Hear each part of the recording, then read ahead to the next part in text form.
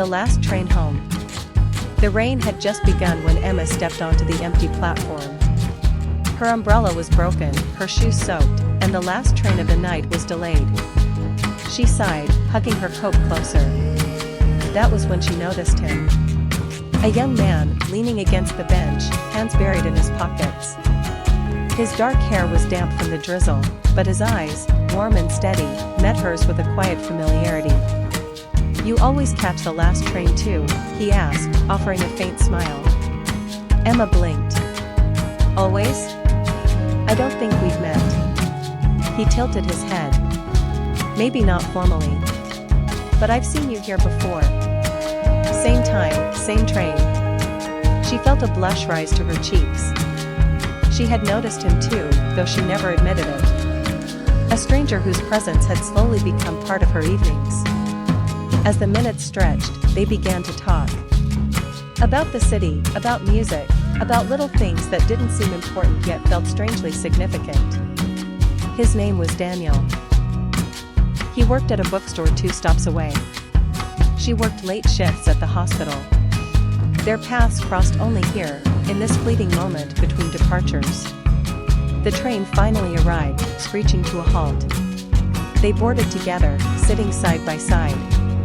The carriage was nearly empty, the hum of the rain against the windows filling the silence between their words. "Funny," Daniel said softly. "I've been meaning to talk to you for weeks. Just never found the courage." Emma smiled, her heart beating faster. "And now?" He looked at her, his eyes sincere.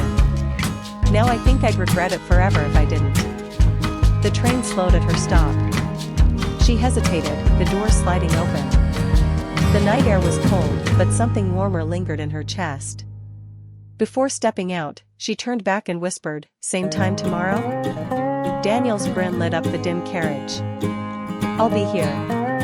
And just like that, in the quiet rhythm of trains and rain, 2 strangers became something more. Proof that sometimes love doesn't arrive with grand gestures, but in the simple miracle of finally saying hello. The last train. The station was nearly empty when Emma arrived, the echo of her footsteps bouncing off the old walls. She hated goodbyes, and tonight felt heavier than most. Daniel stood by the ticket counter, his suitcase at his side, his eyes searching until they landed on her. "You came," he whispered, almost as if he hadn't dared to hope. "I had to," she replied, her voice trembling. "You didn't even say when you'd be back." Daniel smiled sadly.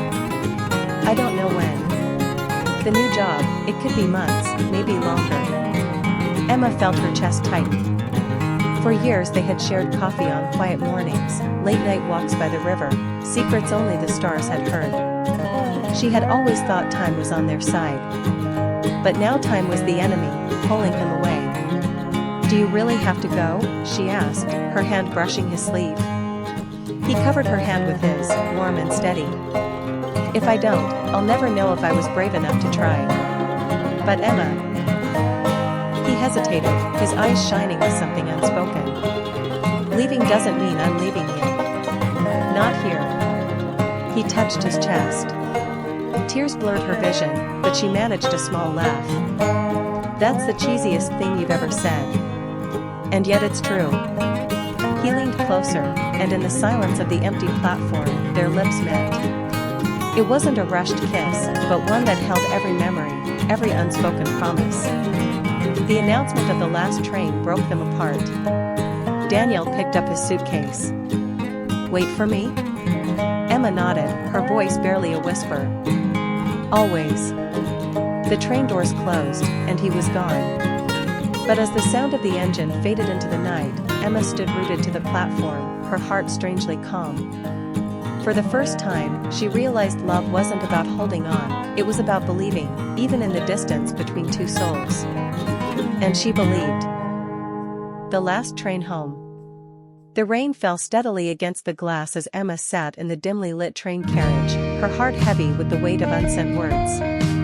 She had always taken this train home, but tonight felt different, like the tracks themselves were carrying her towards something she had been avoiding for years. At the next stop, Daniel boarded.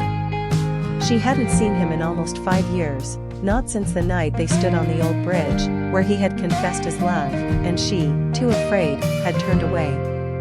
Their eyes met instantly, surprise flickering into silence. He walked over, hesitated, then sat across from her.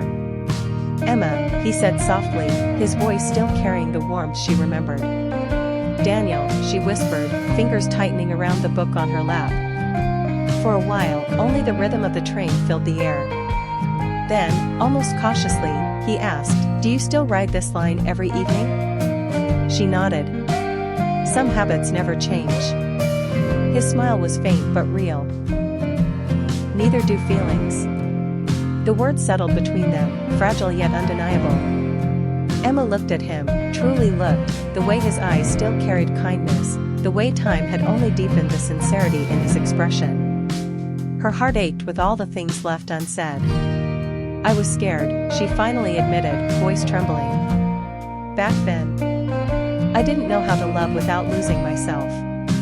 Daniel leaned closer, his gaze steady. "And now?" The train slowed as it neared the final station. Emma felt the moment slipping, but something inside her refused to let it go this time. She reached across the table, her hand brushing his. "Now I don't want to lose you again," she whispered. His hand closed over hers, warm and certain. The train came to a halt, doors sliding open, but neither moved. For the first time in years, the world outside could wait. That night, on the last train home, Emma and Daniel found what they had both been searching for. Not the perfect timing, but the courage to love despite it. The promise beneath the lanterns. On the last evening of the summer festival, the sky above the small riverside town glowed with floating lanterns. Emma stood at the bridge, her heart pounding as the crowd cheered, laughter echoing across the water. Yet all she could think about was the letter she held in her hand, a letter she had been carrying for weeks, meant for one person. Liam. He had been her closest friend since childhood, the one who walked her home on rainy nights, the one who listened when no one else did. But friendship had quietly grown into something deeper, something she had been too afraid to confess. And now, tonight, she had promised herself she would finally tell him. "Emma," a familiar voice called, soft and warm. She turned, and there he was, tall, gentle, with eyes that always seemed to see right through her defenses. He smiled, holding a lantern in his hands. "Want to light this one together?" Her throat tightened. "Yes," she whispered. They knelt beside the river, their hands brushing as they lit the candle inside. The flame flickered, fragile yet steady, just like the feelings Emma had carried for so long. As they released the lantern, it rose slowly, joining hundreds of others that painted the night sky in gold. For a moment, silence hung between them, filled only with the sound of the river. Emma's hand tightened around the letter. She couldn't let another summer pass with unspoken words. "Liam," she began, her voice trembling, "there's something I've wanted to tell you. For a long time." She offered him the folded paper. "It's all in here." But instead of taking it, Liam looked at her with a smile that was both nervous and tender. "You don't need to," he said softly. "Because I've been wanting to say the same thing." Emma froze, her heart leaping. "The same?"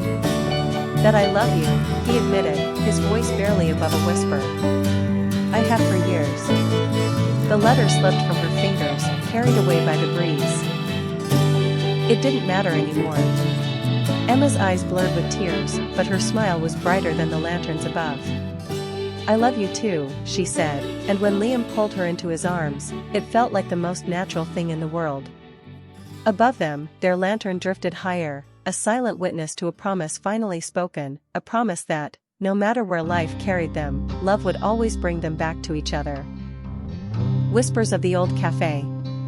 On a quiet street in Paris, there stood a small cafe with faded blue shutters and a bell that chimed every time the door opened. It wasn't famous, but for Anna, it was her secret haven.